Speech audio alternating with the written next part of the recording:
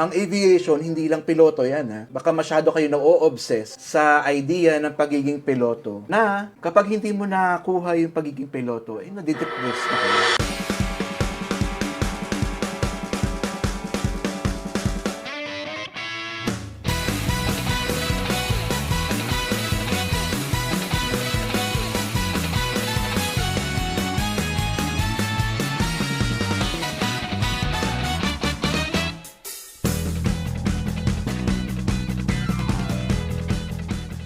May question dito, Sir Day, Alexis Denise. Ano pong ma-advise mo sa mga magpaplanong magsimula ng flight dispatch na karir? Uy, magandang question yun. Anong ma-advise ko sa mga nagpaplanong magsimula ng flight dispatch sa karir? Huwag nyo nang ituloy. Dahil joke lang. Joke lang. Hindi ko gina-gatekeep ang pagiging flight dispatcher. Yun nga, isa nga yung reason kung bakit tayo nagko-content. Pinopromote natin yung flight dispatch is to, para alaman din ng ibang tao, no, yung profession na ito. Hindi na kami mahirapan kung paano ba namin i-explain sa mga tao yung profession na to. Ang ma-advise ko lang sa mga gustong mag-start, katulad ng ibang aviation career, no, expect nyo na mahirap talaga sa umpisa. Expect nyo na mababa ang sweldo. Ganun talaga yun. Sa umpisa, kinuha mo ang pagpa-flight dispatch dahil sa passion. Dahil gusto mong umupo sa cockpit. Gusto mong mag-observe sa mga piloto habang take-off and landing. Gusto mong magkaroon ng travel benefits. Yan. Yun yung mga gusto mong magkaroon, no, sa flight dispatch. Pero yung magkaroon ng pera, ihuli mo na yun.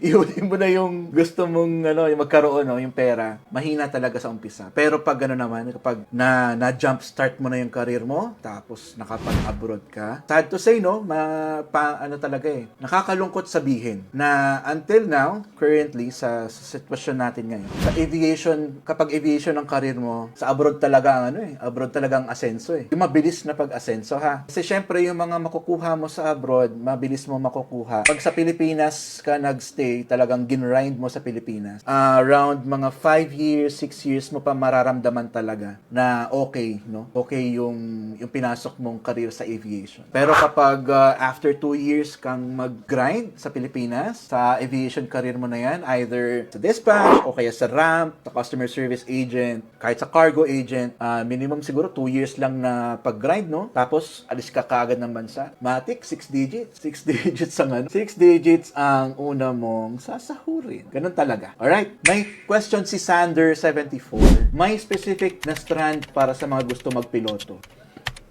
Strand, ito yung sa sa senior high school.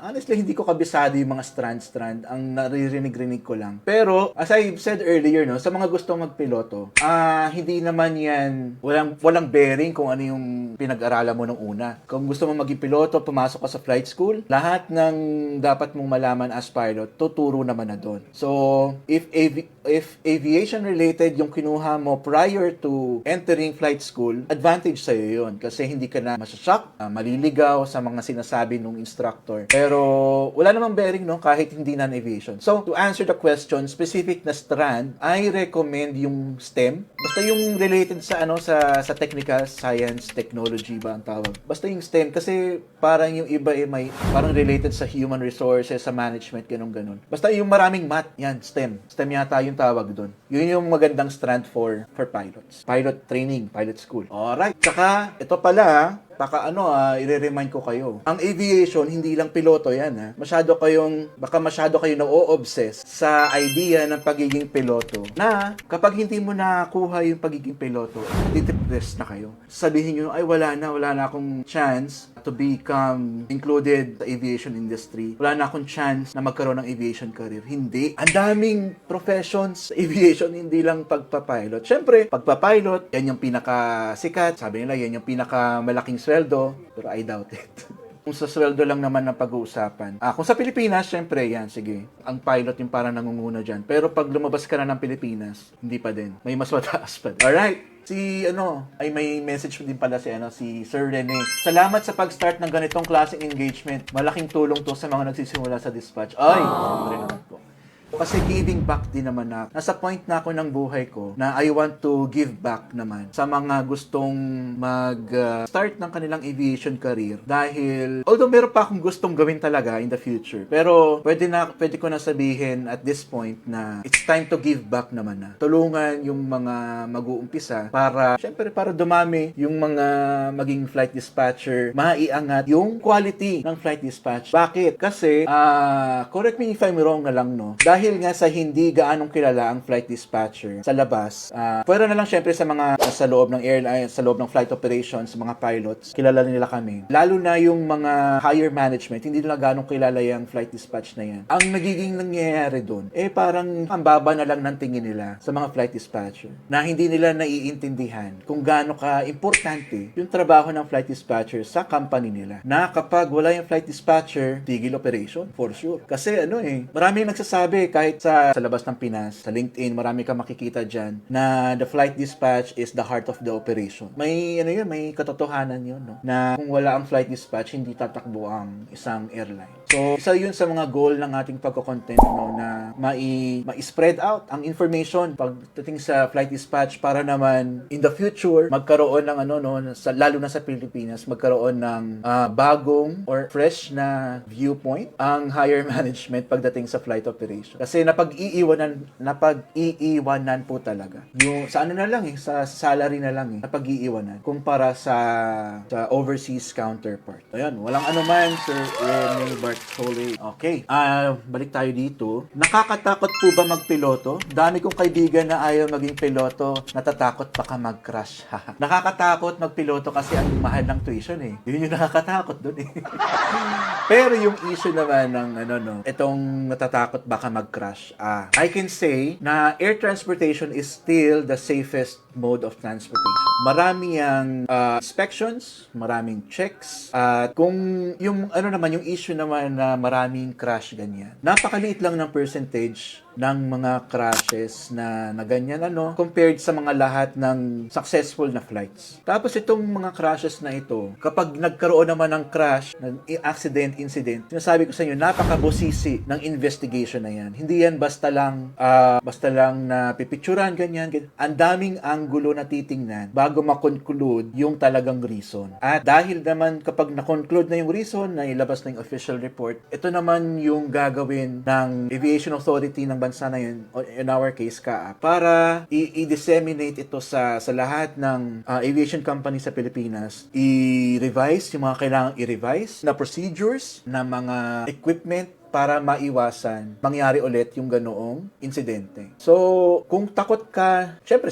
lahat naman siguro takot mag-crash, wala namang taong gustong magkaroon ng crash. Kahit kaming mga non-aviation, lalo na yung mga piloto, gugustuhin ba nila na mag-crash sila? Walang ganun. So, nasa sa iyo na yun kung magpapa-apekto ka sa mga external comments na ganyan. Sabi ko nga na dapat matibay ang loob mo sa aviation. Buo ang loob mo. Gugustuhin mo talaga itong career na ito dahil gusto mo talaga, hindi ka lang na-impluwensyahan, na buyo ng kung sino man. Dahil isa yan sa mga i-overcome mo kung meron kang fear na ganyan, yung mga crashes, Siyempre, ang panlaban doon sa fear na yon is you always have to double check everything, diba? Check, double check, recheck. Yan, natutunan ko yan kay Sir Mac Marasigan ng PAL. Yan. Hindi lang isang check, hindi lang dalawang check, tatlong check dapat. Check, double check, recheck. Everything. Hindi ka magre-rely sa sarili mong kumpiyansa. Baka sabihin mo, hindi, alam ko na yan. Ganito lang mangyayari dyan. Naku, delikado yun. Delikado yun sa mundo ng aviation. Laging dapat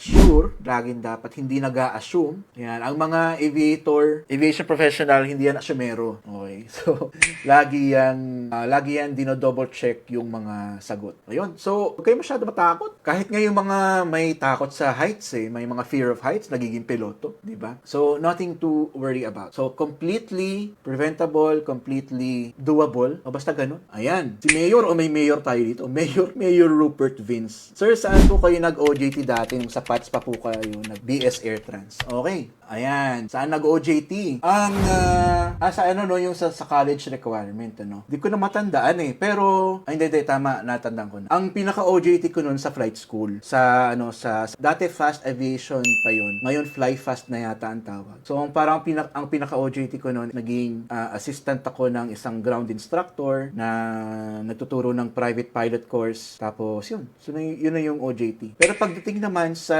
pagpa-flight dispatch na mismo, hindi na ako dumaan ng OJT. Kasi, nagrekta na ako as flight dispatcher assistant for Philippine Airlines. So, isa yung paraan para maging flight dispatcher, rekta na as flight dispatch assistant. So, balik tayo dito sa isa. Sir, may balak pa po rin ba kayong ituloy yung pagpa-pilot nyo? Uy, ang gandang question nun. Oo nga, no? May balak pa rin po ba ituloy?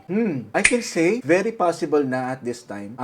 Ang hinihintay ko lang siguro, right timing. Or, andun din sa akin na ano eh, ayoko ng airline life ng pilots. Totoo yan. Personally, no? Kasi nakakasakay naman na ako sa cockpit as observers. Ganyan. Nakakaantok eh. Nakakaantok sa taas eh. Kapag nag-observe ka sa cruise, ganyan. Pero syempre naman, di ba? Isang perks din ng pagiging airline pilot is you get to travel places. Kaya, okay din. Pero at this age, no? Ano na ako eh? 28 na ako eh. 28 plus 10 na ako. So, very possible pa din naman na bumalik ako sa pagpapilot, no? Right timing na lang yung hinihintay ko. So, yun. Labo ng sagot, no? Parang showbiz. Alam mo sino. Okay. Ito. Si Achuchu. Chuchu? Hello, Achuchu. Hello, sir. Any advice? What should I do to become a flight dispatcher course kung natapos ay engineering? Yun, walang problema kahit nursing pa yung kinuha mo. Meron akong kaibigan at colleague na rin, no? Na nursing ang tinapos niya. Nung college, tapos naging flight dispatcher niya na ngayon. At very successful flight dispatcher na, nasa abroad na din. He is managing an operation center na walang bearing kahit engineering yung kinuha mo. Basta kasi pag pumasok ka sa flight dispatch school, ituturo naman na sa iyo lahat ng patungkol sa flight dispatch. Kahit nga non-aviation kang galing eh. Pagdating mo sa flight dispatch school, basic ituturo sa iyo yan. Meteorology, aerodynamics, aviation theory. So, walang problema doon. Basta, kapag itong suggestion ko, recommendation ko na din, kung ikaw ay galing sa non-aviation course, highly recommended, syempre, na pumasok ka sa isang flight dispatch school. Kasi nga, para makuha mo lahat ng basic information, lahat ng kailangan mong malaman sa aviation, sa airplanes, at sa flight dispatching in general. Kasi, importante yon dahil kung ano ang alam ng pilots, alam din ng dispatcher. Ang pinagkaiba lang namin ng pilots ay yung flying skills nila na napakalupit, no? Di rin talaga matatawaran yung flying skills ng piloto. Pero pagdating naman sa theory, sa planning, soft skills, diyan naman nag-excel ang flight dispatcher. Kung nagustuhan niyo po itong content ko, please like and share this video to your family and friends. Follow and subscribe na rin po sa akin para sa mga future aviation related contents. Maraming salamat po. Safe flight!